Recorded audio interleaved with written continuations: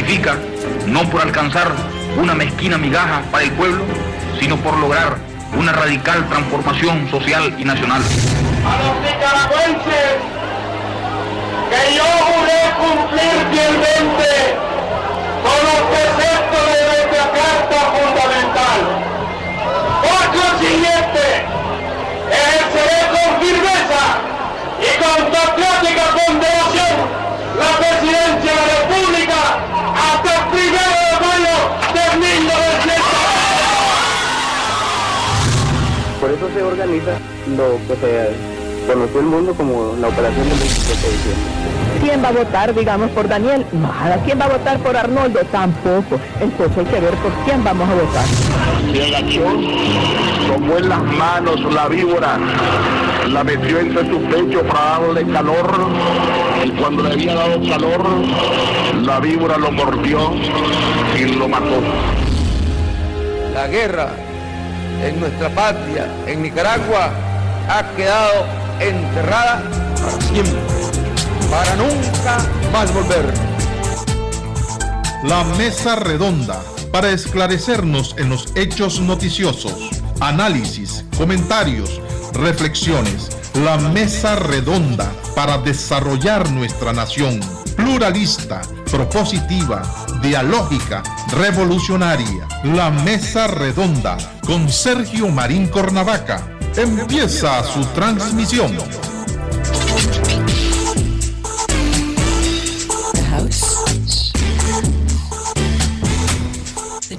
Que no puedas disponer de tus ingresos económicos o de tus bienes es violencia económica.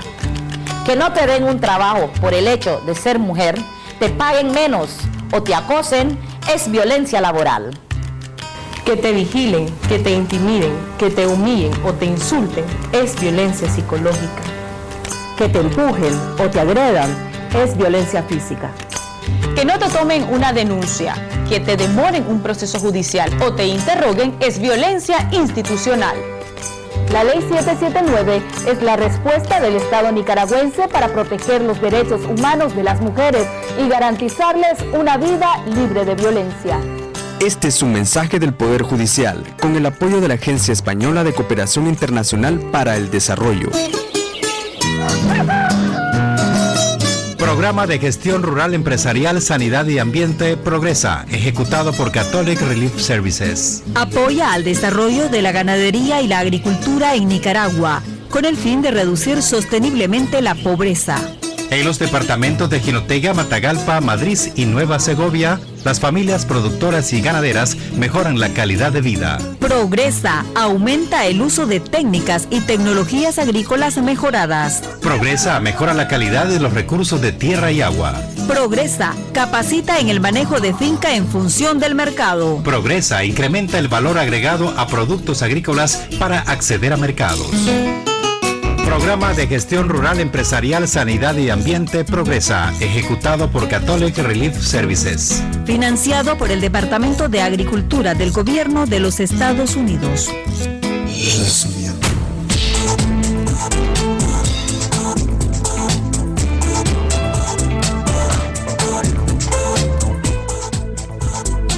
Muy buenos días, estimadas amigas y amigos radioescuchas de la Mesa Redonda. Gracias por estar en nuestra sintonía.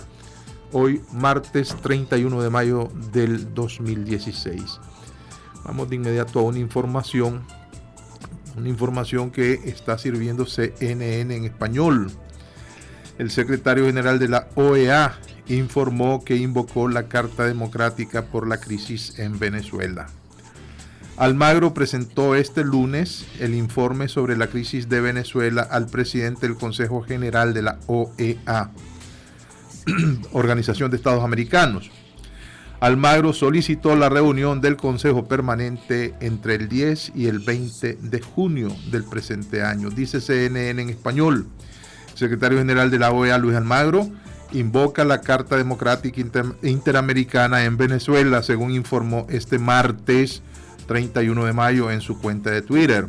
Y nos pone el texto íntegro del Twitter. Dice: presenté el informe OEA Venezuela al presidente del Consejo OEA oficial sobre crisis que hoy vive Venezuela. Después dice, Almagro aseguró que este lunes presentó al presidente del Consejo Permanente de los Estados miembros de la OEA un informe sobre la crisis que vive Venezuela. El uruguayo es el primer secretario general en invocar la carta contra un Estado miembro en contra de su voluntad. Después presentó el informe de la crisis. Almagro solicitó la convocatoria del Consejo Permanente entre el 10 y el 20 de junio de este año para atender la alteración del orden constitucional y cómo esta afecta gravemente el orden democrático en Venezuela, según un documento de la OEA. En el informe que presentó Almagro al Consejo Permanente, el secretario general de la OEA asegura que Venezuela atraviesa una crisis multidimensional que, desde la precariedad de la situación económica y financiera, compromete su futuro social y político. La situación de un país con las reservas más grandes de petróleo del planeta es crítica desde el punto de vista económico, social y humanitario, dice el informe. Cita, se estima que la inflación es del 700%, el déficit fiscal del 17% del PIB y la deuda externa es de 130.000 millones de dólares o 6 años de exportación de petróleo. Se cierra la fuente, la cita. El informe de la OEA resulta una situación ampliamente denunciada por los venezolanos desde hace varios meses. La precariedad de los servicios de salud y el aumento de la pobreza, según el informe, indica escasez de medicamentos y equipos médicos es del orden del 80%. La disponibilidad de camas en hospitales públicos ha disminuido entre 30 y 40%. El 70% de los hospitales que eran administrados por doctores cubanos están cerrados. El 85.3% de la población es afectada por la malnutrición. La pobreza media creció hasta un 76% en 2015, según la encuesta de condiciones de vida en COVID. Asimismo, la OEA citó otros 2 problemas externos que también incrementan la crisis en ese país. El fenómeno del Niño, que ha provocado una ola de sequía en el país y por lo tanto afecta la distribución de energía eléctrica, y el virus del Zika, que afecta a unos 400.000 venezolanos que lo han contraído. ¿Qué pasa si se activa la Carta Democrática en Venezuela? El artículo 20 especifica que el Consejo Permanente podría disponer la realización de las gestiones diplomáticas necesarias, incluidos los buenos oficios, para promover la normalización de la institucionalidad democrática, y que si las gestiones diplomáticas resultaren infructuosas o si la urgencia del caso lo aconsejare, el Consejo Permanente convocará de inmediato un periodo extraordinario de sesiones de la Asamblea General para que ésta adopte las decisiones que estime apropiadas. En caso de que se active la Carta Democrática y se concluya que, como dice el artículo 19 de la Carta Democrática, en Venezuela hay de hecho una ruptura del orden democrático o una alteración del orden constitucional, ese país no podrá seguir participando en las sesiones de la Asamblea General, reuniones y comisiones de la OEA. Se trata de una decisión que tiene implicaciones políticas y económicas, según explicó Sergio Jelinek, portavoz de la OEA en CNN. Por ejemplo, en el caso de Honduras, varios organismos multilaterales de asistencia suspendieron sus créditos hasta que no reinstalara la democracia, explicó Jelinek.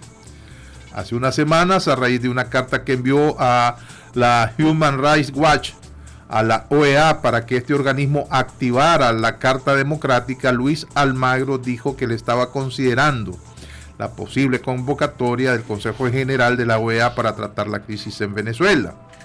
Un grupo de parlamentarios de oposición de la Asamblea Nacional de Venezuela le pidió a la OEA que actuara en ese país y que analizara los mecanismos más idóneos para facilitar una salida a la actual situación de crisis. La canciller de Venezuela, Delcy Rodríguez, asistió a una sesión extraordinaria de la OEA el pasado 5 de mayo, en la que se refirió a la visita de los parlamentarios opositores a Washington.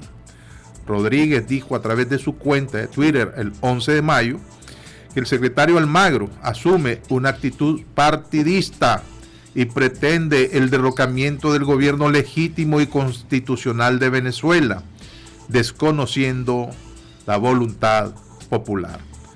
Hasta acá parte de la información servida por CNN sobre la crisis en Venezuela, la invocación del artículo 20.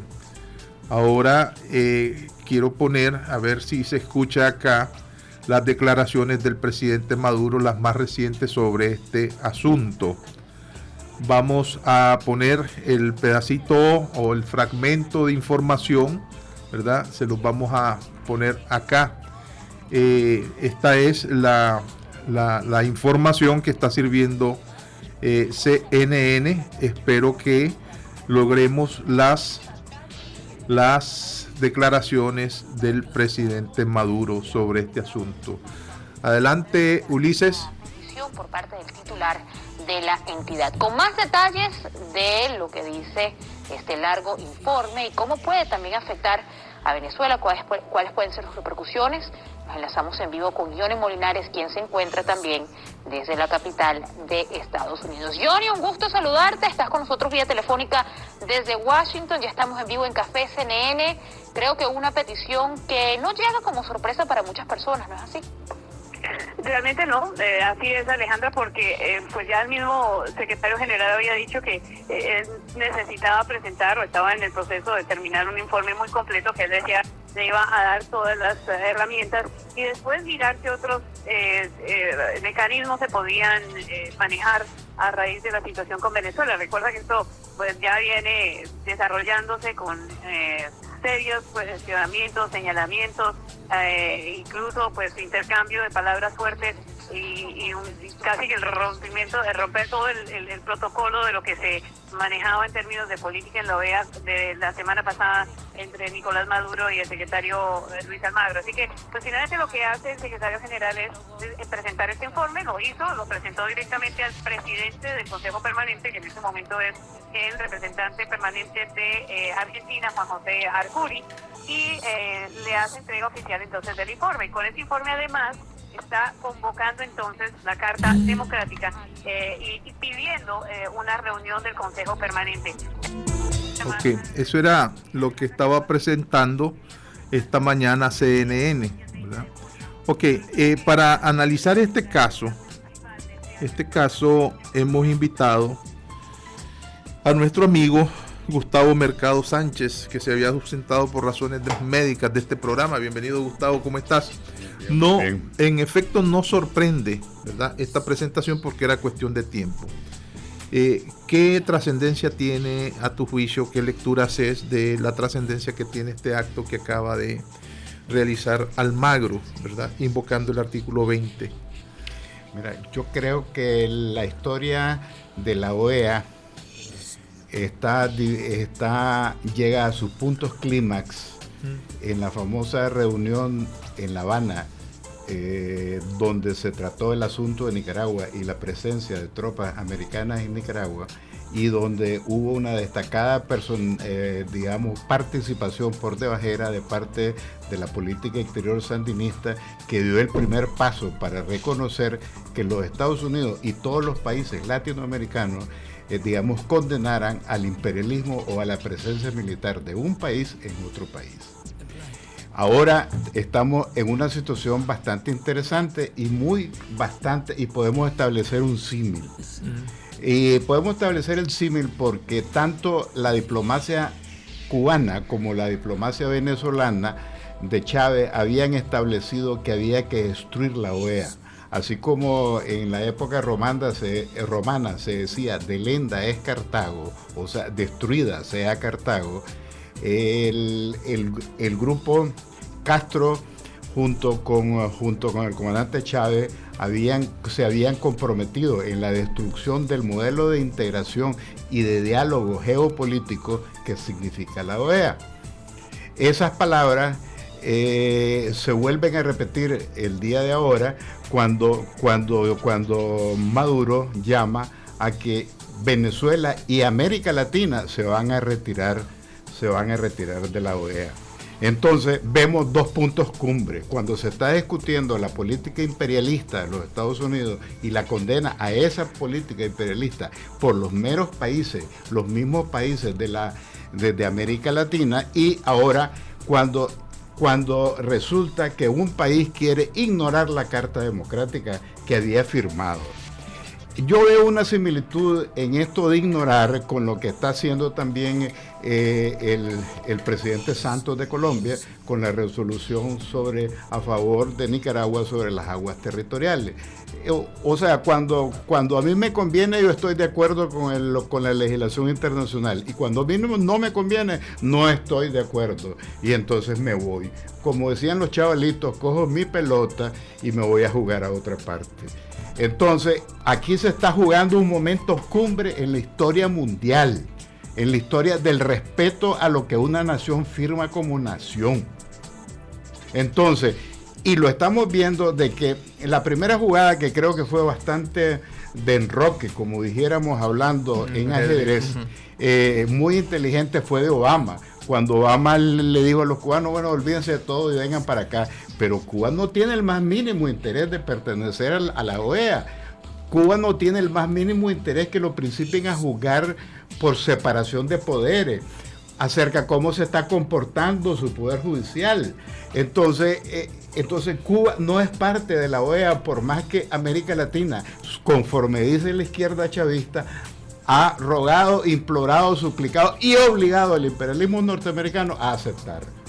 Entonces, ¿Tendría fuerza este llamado que está haciendo el presidente Maduro a que el resto de países latinoamericanos se retiren de la OEA?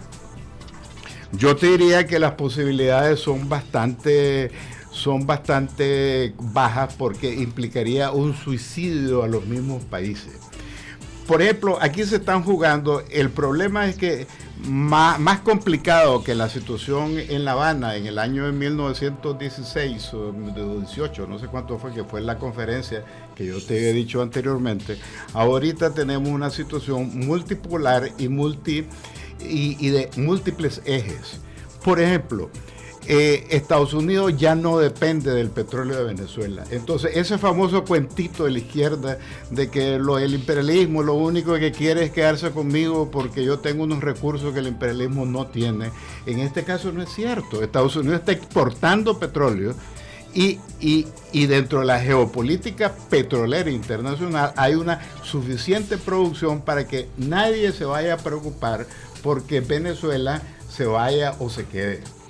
Lo único que le pudiera preocupar es a los chinos, porque los chinos tienen la máxima deuda con el gobierno de Venezuela, no son los organismos multilaterales como lo estaba diciendo lo que tú leíste. O sea, en dos palabras, si mañana el BID dice yo no le financio un centavo a Venezuela, que Venezuela dice uy, dame otra. Y lo mismo le puede decir al Banco Mundial y le puede decir a otra parte. Entonces, ¿pero qué es lo que pasa? China ya tiene copada la producción de Venezuela la mayor parte de los años. Entonces, la solución de Venezuela tiene que ser mayor inversión, diversificación y consolidación de su aparato productivo petrolero. Pero bajo las condiciones actuales no lo va a poder hacer. Entonces, ¿qué le queda en este sentido? Bueno, respetar el orden constitucional. No, pero es que ahí precisamente está roto y precisamente no se han logrado poner de acuerdo. Es decir, hay dos poderes, ¿verdad? Ambos legítimos, ¿verdad? Pero uno, ¿verdad? Sencillamente invalida al otro y así no pueden avanzar mientras la crisis es galopante en Venezuela. Es decir, hay escasez de combustible en Maracaibo, por ejemplo. Hay reportajes mediáticos que te indican que la comida escasea. Venezuela está laborando 2 días a la semana con el pretexto de ahorro energético, pero ese ahorro energético no se siente porque en las familias, en cada hogar venezolano, pues hay utensilios electrodomésticos encendidos que no te permiten ahorrar. Entonces, el caos va a seguir si no se ponen de acuerdo. ¿Qué podemos esperar de parte de la OEA?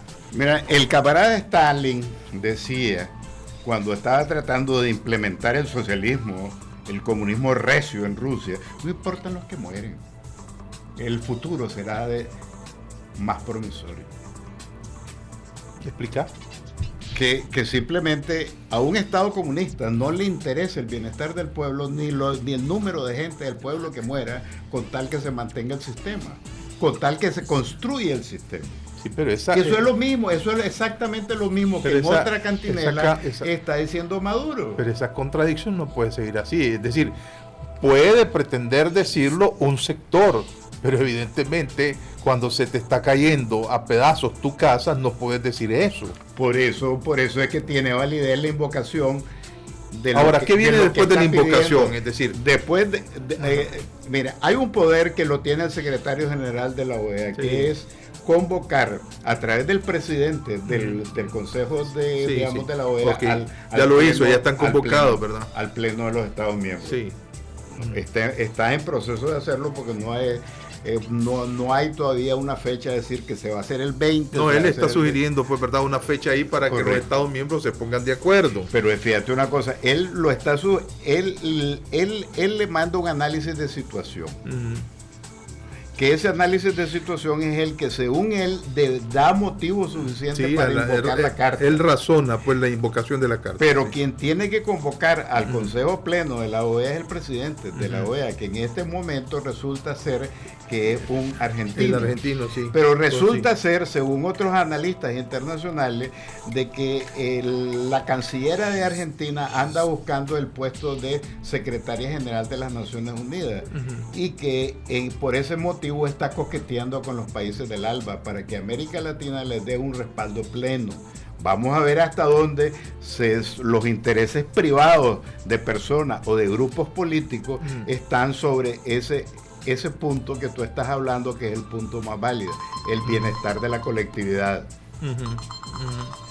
Ahora, otro detalle, ¿cómo crees vos que reacciona en este caso Nicaragua, pues? Bueno, yo creo que esa pregunta no es muy difícil, hermano. ¿Aló? Ya a las 30, sí. Okay. Mira, a mí me da la impresión que Bolivia y Nicaragua va a ser, junto con Venezuela, los tres mosqueteros. Bolivia, Ecuador y Nicaragua. No. ¿Quiénes dijiste? Bolivia, Venezuela y Nicaragua. ¿Por qué? Porque el compañero Correa está buscando cómo zafarse el bulto. Y además de eso, el compañero Correa tiene un problema mucho más grande todavía. Que por más que él se ha querido quitar la camisa de fuerza de que su economía está totalmente dolarizada, no ha podido. Entonces, él ya muy inteligentemente dijo, ya no me voy a repetir en la presidencia. Entonces, el esquema básico dentro de la tesis castrocomunista albista es la perpetuidad en el poder. Entonces, ya estamos viendo que hasta la perpetuidad en el poder, que es el ingrediente básico que tiene esa corriente política que te acabo de definir, se está principiando a resquebrajar, y el que lo está resquebrajando es el que es más político de los tres y es el más inteligente y el más preparado de los tres, que es Correa. Entonces, por eso te digo que el grupo básico, el grupo duro que se va a constituir dentro de la OEA va a ser básicamente esos tres países que te estoy hablando. Ahora, es muy posible también de que vayamos a ver una sorpresa bien grande. Y esa sorpresa bien grande se llama Colombia. Se llama Colombia por la sencilla razón de que Colombia tiene demasiados intereses creados en la estabilidad del modelo castrista, comunista, chavista, de lo que aparentemente parece ser. Entonces, ellos van a tratar de maniobrar dentro de... ¿Te referís a un proceso de paz? ¿Al proceso de paz? Me estoy refiriendo al proceso de paz, al proceso de control de fronteras, que es muy importante para la estabilidad. Pero hay otra cosa también, la misma Colombia está principiando a requebrajarse. El escándalo que se armó ayer, que en el mero centro de Bogotá, resulta que el narcotráfico manda más que el gobierno, manda más que la policía. Entonces, Santos está cayendo ahorita. O sea, le secuestran periodistas internacionales, le secuestran periodistas nacionales, que le secuestran altos miembros del Estado Mayor, le secuestran policías, y sin embargo, que la guerrilla castrocomunista, esto es un proceso de firmar la paz. Entonces, seamos consistentes. ¿Hasta dónde va a haber paz? ¿La paz de los sepulcros? ¿O va a ser una paz efectiva,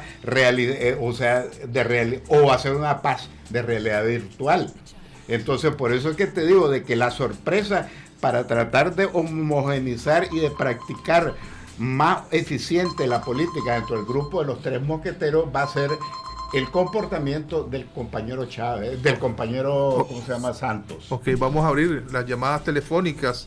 El señor Alfonso Salomón me llamó diciendo que iba a entrar en llamada, ¿verdad?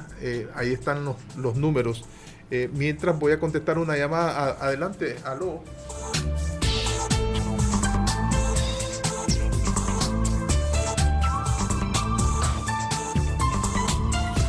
Está bien, no, pero estaba llamando por aquí. Está don Alfonso en línea. Adelante, don Alfonso, lo escuchamos, bienvenido. Buenos días, Sergio. Buenos días, doctor Mercado.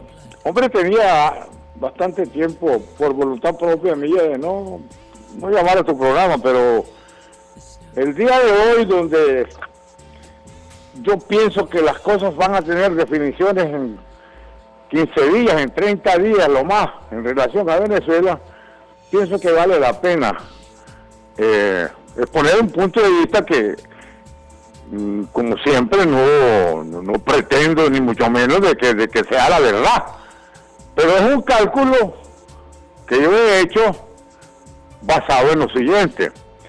Uno, y repito, es mi punto de vista, no necesariamente no tiene que compartirlo mi amigo Sergio ni el señor Mercado.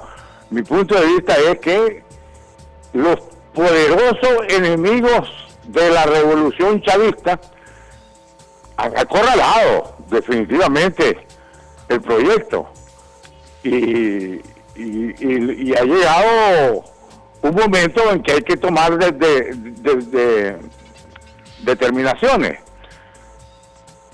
Una, desde el punto de vista de la conspiración dirigida desde Washington en complicidad con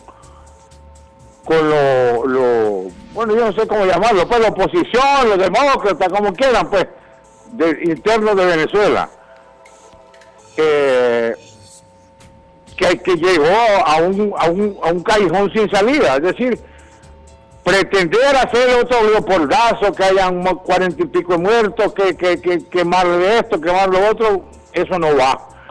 Y pienso yo que ni desde el punto de vista de los Estados Unidos, eso no va. Desde la gente consciente que dice, bueno, ¿y por qué tanta sangre? Porque una guerra civil tampoco va. Una invasión de la 82 y la 101 División Aerotransportada no va. Los Estados Unidos serán los primeros convencidos de que esa fórmula no funciona. ¿Qué es lo que se me ocurre a mí?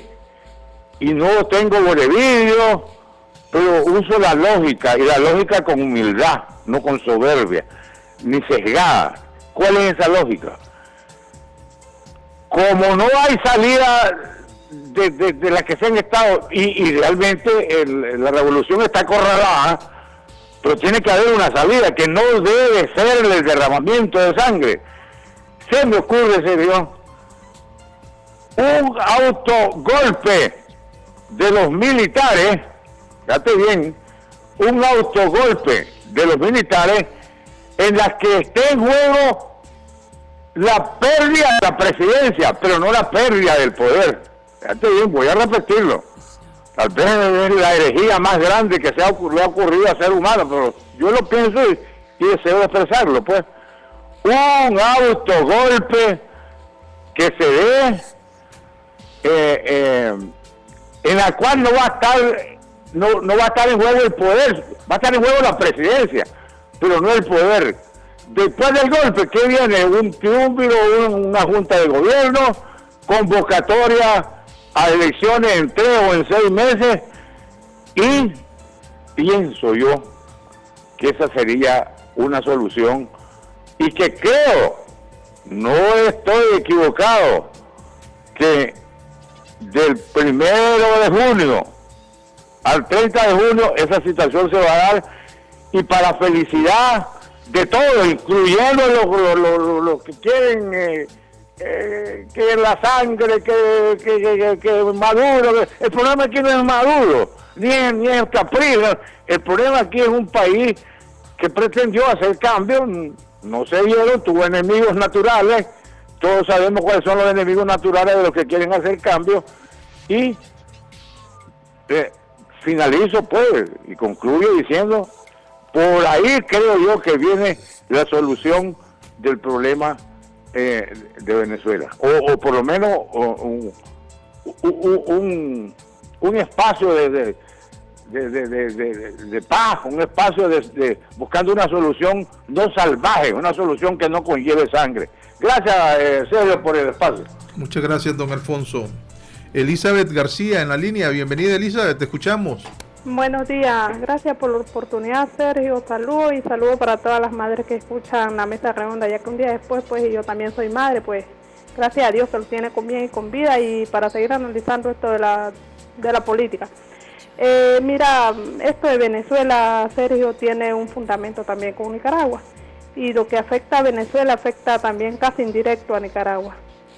Estaba viendo esto de la Carta Democrática que le están, el artículo 20 que le están dando a Venezuela el secretario Almagro, y fíjate que parece que eso va a afectar totalmente a Nicaragua, por cosas que yo creo que los votos ahí los tienen. Yo creo que los que se van a oponer ahí va a ser Ecuador, mismo Venezuela con su canciller, Nicaragua pues con aquí el canciller de Nicaragua, y tenemos Correa, creo, por Ecuador y Bolivia.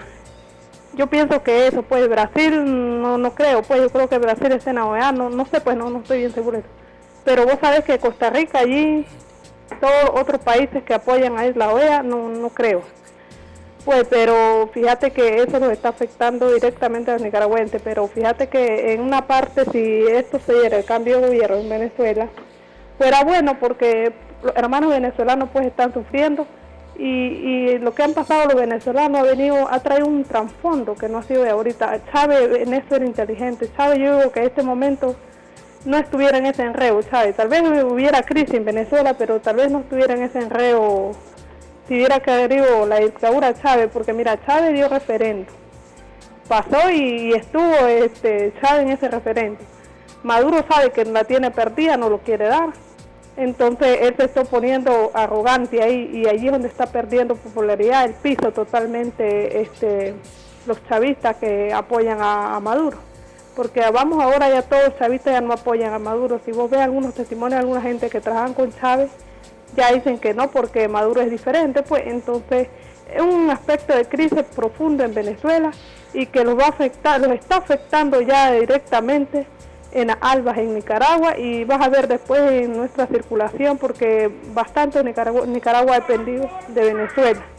Entonces en este trayecto no lo veo como un problema que también nos va a afectar directo a nosotros los nicaragüenses. Y ojo pues, porque fíjate que en Venezuela pues ha tenido pues una oposición que se mueve pues, pero ¿cómo fue eso?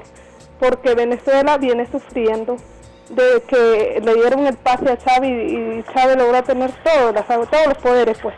De ahora que cambian los poderes, los chavistas quieren seguir igual, que ahora son mauristas pues, quieren seguir igual mandando y quieren ser ellos, pero ahora tienen Asamblea Nacional que es totalmente una oposición y no lo dejan trabajar, pues no sé, los poderes están trincados entre ellos mismos. Entonces ese ha sido el problema, y así va a pasar aquí en Nicaragua si seguimos viendo eso. Es un punto que no se unen los partidos, y los nicaragüenses estamos quedando opacados, los votantes pues, que somos los que elegimos. Y peligroso nos llega a pasar eso, que un momento va a ver que el frente sandinista aquí en Nicaragua va a hacer que mandar, como ya lo está mandando pues, pero vas a ver, lo va a hacer legal, en mandar directamente, y después la oposición va a venir así, vamos a entrar en alguna crisis, tal como está Venezuela. Creo que nosotros vamos copiando bien lo de Venezuela aquí en Nicaragua, y es sumamente peligroso porque ya los va a empezar a afectar ahorita con ese problema que tiene de crisis Venezuela, y más que nosotros caigamos en crisis, que Dios los ayude, porque yo soy un nicaragüense más, y creo que debemos opinar y debemos estar más presentes en lo que están haciendo los que están encargados de gobernar un país.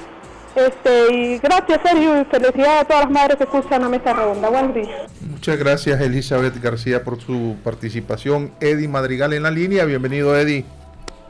Un gusto saludarte, Sergio. Un abrazo a todos. Siempre es importante conocer la opinión desde los ojos de una mujer interesante. A quien mando un abrazo cordial, aprovechando que ayer fue el Día de las Madres, que son ángeles aquí en la tierra. Para los que no creen en Dios y quieren mamá, sepan que hay un ángel. Por otro lado, yo creo que lo de Venezuela, ¿cómo afecta al país en general? Yo creo que muy poco, porque la medida de que lo de Venezuela se centralizó para utilizarse por un grupo muy limitado y para beneficios muy limitados, definitivamente no mermó ni tuvo un efecto económico que todo el mundo esperaba. ¿Por qué? Porque las plantas Hugo Chávez más bien no las facturaron, porque los beneficios de Petrocaribe más bien se han quedado en los intermediarios, en los márgenes de contribución de los intermediarios. Entonces esto de Venezuela, a mí en lo particular, mi limitada visión, si se gusta o no, pues no ve más allá. Pues yo lo que veo es que un grupo empresarial tiene $3.000 millones y que está monopolizando muchos negocios, y la monopolización de los negocios afecta la masividad de los beneficios. Es decir, en la medida que no hay ofertas y hay uno o dos vendiendo lo mismo, definitivamente ellos se entienden y el pueblo paga los platos rotos. Entonces yo no veo, sigo sin ver un beneficio real en esto, más bien veo clientelismo político y las riquezas de quienes administran esto. El problema se va a dar cuando Venezuela cambie de gobierno y empiecen a demandar los recursos a través de la sociedad que tiene PDVSA con Albaniza. Ahí sí va a ser bien interesante, porque se quiera sí o no, el socio venezolano de las empresas del alma sí es el gobierno de Venezuela. Aquí no, porque está constituido como una empresa, a mi criterio, privada aún. Entonces, ahí sí la cosa se va a empezar a complicar. Creo que el hecho que los pueblos de una u otra manera interfieran en los designios de un país solo hace que las crisis se ahonden. Creo que hubiera sido mejor un planteamiento conciliatorio de la OEA más que promover lo que se vive en Cuba. Creo que no se aprendió muy bien, que solo los pueblos resuelven sus propios problemas. Creo que hay otra forma de hacer cosas. Creo que es interesante mediar, tratar de ponerse la orden, más no intervenir, porque no va a servir de mucho, solo va a airear la cosa, creo yo. Ahora, yo sigo insistiendo, el problema de Venezuela es un problema en mal manejo de recursos financieros de una nación.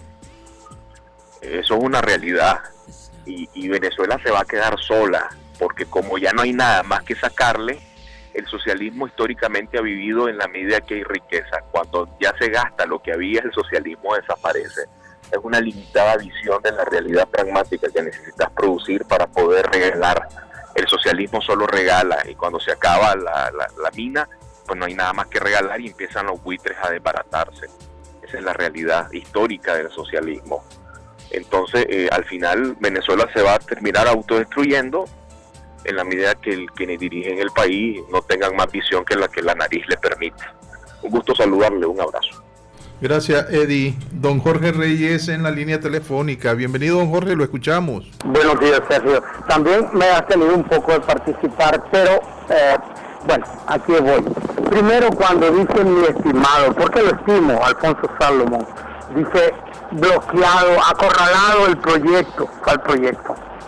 Si era el proyecto de establecer dictaduras de corte fascista, depredadores, como el caso de Venezuela, en toda Latinoamérica, a costa del costo del petróleo y del dinero venezolano, hombre, ese proyecto es tan negro como el alma del diablo. Pero ¿qué pasó con esto? Se cayó el precio del petróleo y se salvaron muchos países de caer en el ostracismo social y vivir bajo las redes o leyes fascistas de depredación, como el caso mismo, repito, Venezuela. ¿Qué pasó? Imagínense ustedes, como decía Eddie, Algunos dicen solo viven cuando les daban y cuando no abandonan. Miren el caso de Correa, inteligentemente este hombre dice, me voy, me retiro y que le caiga el bulto al que sigue, porque ahí van a venir los clavos. Entonces, él en ese caso, otros no, otros se aferran y empiezan a explotar o a sobreexplotar los pocos recursos que tienen en contra de la economía del pueblo. El caso de nosotros pagamos una gasolina como que estuviera a 140 el barril. Es inaudito, increíble que nosotros con el poco capacidad de empleo que tiene para dar a Nicaragua estemos abonando tanto en precio a la luz, un precio prohibitivo, que tenemos que sacrificar la comida de la familia para pagar el recibo de luz. Entonces estos proyectos venezolanos que al comienzo pensaron que nos iban a beneficiar, como las tales plantas que consumen una barbaridad, de suerte que el petróleo está barato y que después la facturaron.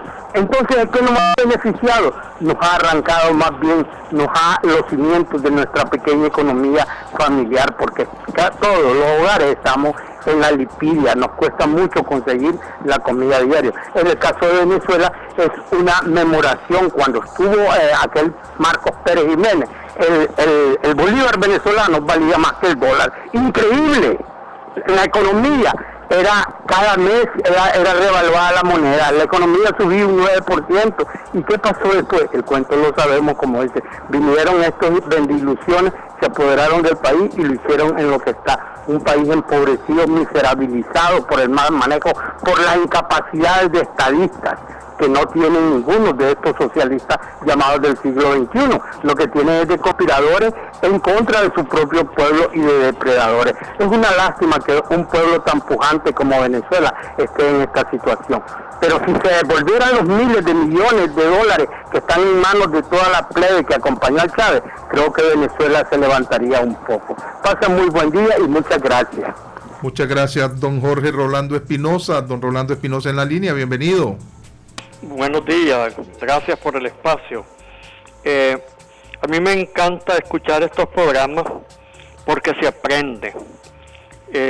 Por ejemplo, en un país la oposición se toma la gran mayoría, pero gran mayoría de la Asamblea Nacional. Toma después la Corte Suprema de Justicia. Toma el Ejecutivo, ¿verdad? Y en esa forma ha tomado todo el gobierno. Como los militares en todas partes del mundo, civilizados, hoy son supeditados al poder civil, al quedar el gobierno y el Ejecutivo en manos de la oposición, automáticamente los militares quedan también supeditados a esas nuevas autoridades. Todo este fenómeno, según el Sonso Chichi, no es una pérdida del poder. Es decir, uno puede seguir teniendo poder sin tener el gobierno, sin tener las leyes, sin tener el ejército, sin tener el legislativo. Ya tengo motivos para estudiar y meditar al respecto. La otra cosa es que yo siempre he creído que la lógica es porfiada. ¿Por qué porfiada? Porque me recuerda un juguete que tenían los niños, que uno lo acostaba y él se paraba. Uno lo acostaba y él se paraba. Y la gente le decía que era el porfiado. Pues para mí la lógica es porfiada.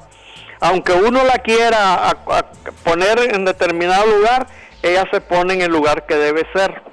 Aunque uno la quiera sesgar, ella se rige y se coloca en la posición que debe ser. Cuando es una lógica cartesiana, o es una lógica de José Ingeniero, o es una lógica, porque también está la lógica de los locos, y la lógica de los locos pues responde a otros factores que no son precisamente lógicos. Yo me refiero más a la lógica cartesiana. Entonces, En cuanto a Venezuela, con la pérdida de la Asamblea Nacional, que significó que más de la mitad, o sea, más del 50%, apoyaron esa posición política. Si vos no tenés ni siquiera la mitad del pueblo, si no tenés más del 50% del pueblo a tu favor, sencillamente ya estás en minoría. Y si estás en minoría, esto significa que ya tu poder en lógica cartesiana está muy disminuido, está muy cacreco, está muy inexistente. Buenos días, muchas gracias. Gracias, don Rolando. Bueno, Gustavo, han habido 1, 2, 3, 4, 5, 5 intervenciones y han planteado un conjunto de ideas. Vamos desde el autogolpe, ¿verdad?, como una salida razonada que hizo don Alfonso Salomón, hasta la invocación de la lógica porfiada de don Rolando Espinosa, pasando por las observaciones de las diferentes variables que hizo doña Elizabeth García y la afectación que tendría a Nicaragua una vez que haya un cambio de gobierno en Venezuela y se transparente la relación de la cuenta con Nicaragua, ¿verdad?, a través de PDVSA, y de el Petronic en Nicaragua, Petronic y la Albaniza, ¿verdad?, donde Nicaragua tiene sociedad, bueno, no Nicaragua, donde hay nicaragüenses que tienen sociedad con esta empresa venezolana. Tus comentarios alrededor de esto. Indudablemente que el corazoncito de mi querido amigo don Salomón nunca le falla, pues. Él habla de un autogolpe creyendo que todas las Fuerzas Armadas de Venezuela son incondicionales de Chávez y son incondicionales del Partido Socialista de Venezuela. Entonces él habla de un autogolpe. Hablar de un autogolpe es hablar de mentiritas, pues, o sea que las Fuerzas Armadas le saquen, digamos, el clavo, como decimos aquí en Nicaragua, del fuego, o lo correcto, que le saquen los trapos del fuego para que después haya una componenda y el Partido Socialista Unificado de Venezuela pueda seguir mandando.